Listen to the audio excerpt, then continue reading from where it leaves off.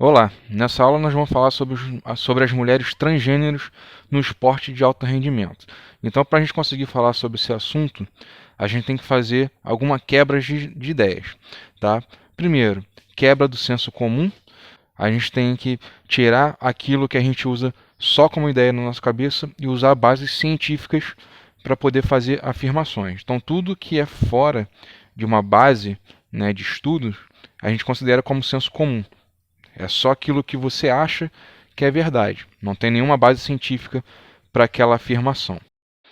E basicamente a gente não pode entrar na discussão entre homem e mulher, já que essas mulheres transgêneros que fazem um tratamento hormonal já não são mais homens, né? Elas já deixam de ter essa característica de homem. Então a gente está falando entre mulheres e mulheres transgêneros.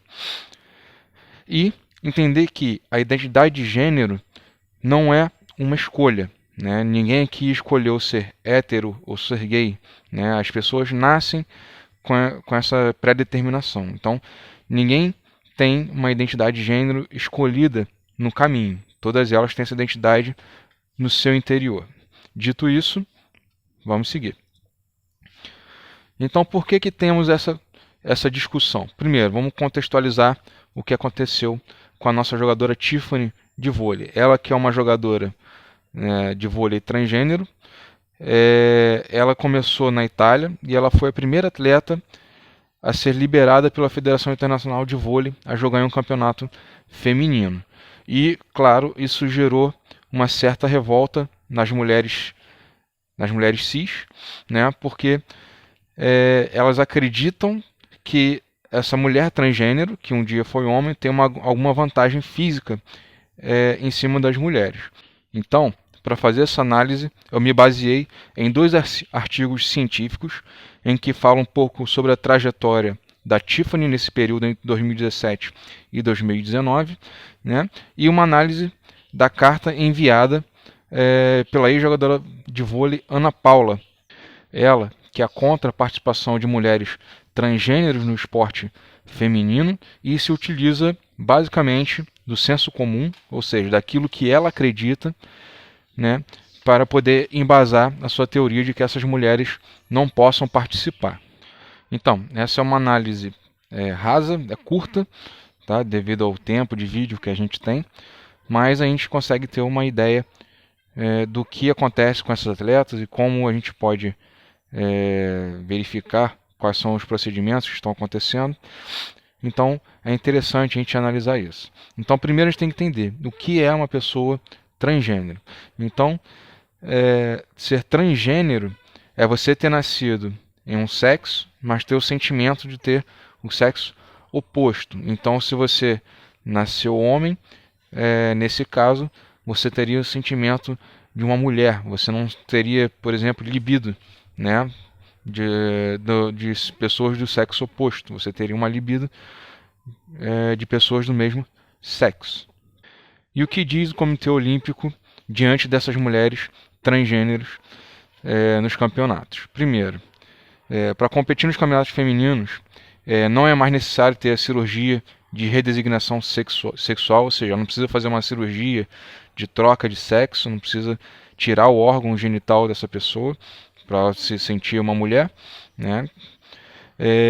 A atleta tem que se reconhecer como na identidade de gênero mulher há no mínimo 4 anos e não pode mais alterá-la. Então, para poder competir, ela tem que estar muito antes se reconhecendo como mulher, né? Isso geralmente acontece na infância, entre 8 e 9 anos, às vezes até menos, depende, né, do círculo social daquela criança, também depende da criança. E tem gente que se descobre um pouco mais tarde. Então, isso varia muito de pessoa para pessoa. E essa mulher tem que fazer um tratamento hormonal para poder deixar a testosterona, que é um hormônio basicamente masculino, né, que é o hormônio que dá um grande ganho de massa muscular, crescimento de pelo, o engrossamento da voz. Então tudo isso é por conta da testosterona. E essa mulher transgênero tem que deixar abaixo de 10 nmol por litro de sangue. Né? Já tem gente que indica que pode chegar a 5 para poder deixar no nível mais competitivo entre as mulheres, mas o que se usa hoje pelo Comitê Olímpico são 10 nmol por litro. E isso tem que ser no mínimo 12 meses antes da primeira competição e durante as posteriores. Então, enquanto ela estiver competindo, ela tem que manter essa testosterona abaixo de 10 nmol por litro. E esse tratamento hormonal tem algumas consequências, tá? Uma delas é que quando você diminui a testosterona, isso acarreta em perda de massa muscular, tá? Então você perde massa magra, consequentemente você perde força, né, densidade óssea, diminuição na proporção de células vermelhas, né, o que dá oxigenação no corpo, nas células. E você ainda tem o uso de estrógeno, que aumenta as reservas de gordura, ou seja, essas mulheres ficam um pouco mais pesadas e têm menos reserva de energia. Por conta disso, elas têm, como já foi dito antes, perda de força, perda de velocidade e perda de resistência. Isso tudo só por causa do tratamento. Diante disso, a gente tem algumas consequências no esporte, obviamente, já que ela tem a perda de todas essas características físicas, e isso vai ter perda de rendimento. Agora, o que não se sabe é se essa perda de rendimento é suficiente para essas mulheres trans competirem com as mulheres, né, que nasceram mulheres, ou se hoje elas são, ou se não é suficiente, né, esse tratamento para elas competirem de igual para igual. Então a gente tem aqui o Harper, que fez um teste com 8 mulheres trans, né, isso antes do tratamento e depois do tratamento, e ele concluiu que há perda, muita perda dessas valências físicas e que dá para ser considerado em mesmo nível das mulheres cis. Tá? Então, isso ele fez com 8 pessoas. Já o outro autor, que é Pitslades, não sei pronunciar, ele diz que a quantidade de 8 atletas é muito pequena e houve um erro, pois esses atletas não eram considerados de ponta, né? Então você não pode ter como base um estudo de esporte de alto rendimento e não usar atletas de alto rendimento para fazer esse estudo. Mas, já que a gente entrou no tema da Tiffany, né, nossa jogadora de vôlei transgênero, a gente tem dados dela em jogo. Então, alguns dados dela dá para a gente ter uma ideia do que vem ocorrendo no vôlei até hoje. Então, isso tira um pouco do senso comum, já que a gente carece de estudos para falar sobre isso. Então, usando esses dados, a gente vê qual é o comportamento dessa jogadora no campeonato. Então, essa análise foi feita com as 5 primeiras partidas na Superliga e a gente tem alguns números aqui em que ela sacou 47 vezes em 5 jogos. Então, em todos os 5 jogos ela sacou 47 vezes e fez apenas 3 pontos. Né?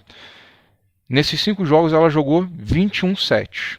Então, nesses 21 sets, ela fez 8 pontos de bloqueio. Ou seja, são números muito baixos e que se chega à conclusão de que a Tiffany ela não foi nem um pouco eficaz nos seus jogos. A história da Tiffany no Brasil ficou marcada por conta de um jogo que ela fez em que ela marcou 30 pontos, sendo que ela bateu o recorde de pontuação no campeonato e, obviamente, as mulheres não gostaram disso porque elas acreditam que seja um homem jogando no campeonato feminino. Mas, fazendo uma análise da quantidade de bolas que ela recebeu nesse jogo, ela recebeu 63 bolas, ou seja, 63 bolas foram levantadas para elas, e dessas 63 bolas, ela marcou 30 pontos, ou seja, ela fez menos de 50% dos pontos, e 26 foram de ataque, né? Ou seja, é um número baixo, então ela não estaria nem entre as 10 melhores jogadoras do campeonato. Além disso, nas temporadas entre 2017 e 2018 e 2018 e 2019, a equipe SESI, que é da jogadora Tiffany, não foi campeã em nenhum desses campeonatos e a equipe Praia Clube foi campeã das 2 temporadas. Isso quer dizer que a jogadora Tiffany ela não é eficaz e também não é decisiva nos resultados dos jogos. Afinal, se ela fosse tudo isso que as jogadoras falam, elas seriam campeãs, né, de todos os campeonatos que disputassem. Então, para a gente concluir esse vídeo, a gente tem algumas observações a fazer. Primeiro, A terapia hormonal diminui as características necessárias para uma atleta de alto nível, né? Então todo esse tratamento hormonal vai acarretar em consequências para o jogo dela. Não temos dados suficientes para colocar a Tiffany como superior por ser homem, já que ela já foi homem um dia. Essas mulheres que competem contra ela acreditam que ela ainda seja homem, né? Mesmo ela fazendo um tratamento hormonal, mas os dados mostram que é o contrário. Ela está equiparada e na verdade ela está até abaixo da maioria das jogadoras. E esses dados mostram que ela é uma jogadora mediana. Então ela está entre ali, não entre as melhores jogadoras, mas também não está entre as piores jogadoras. E como a gente tem poucos estudos sobre isso, não dá para a gente afirmar com precisão se ela é adequada ou não a ser uma jogadora de igual para igual para as mulheres. Então a gente segue as ordens do Comitê Olímpico Internacional, que libera que essa jogadora, né, dentro de todas aquelas regras, possa competir no campeonato feminino. E por enquanto não temos outros estudos que sejam contra isso ainda. Tá? Então a gente tem que esperar alguns anos para poder ter estudos científicos, né, sociais, para ver como essas jogadoras vão ter que passar a se comportar para poder competir ou não no campeonato feminino. Valeu.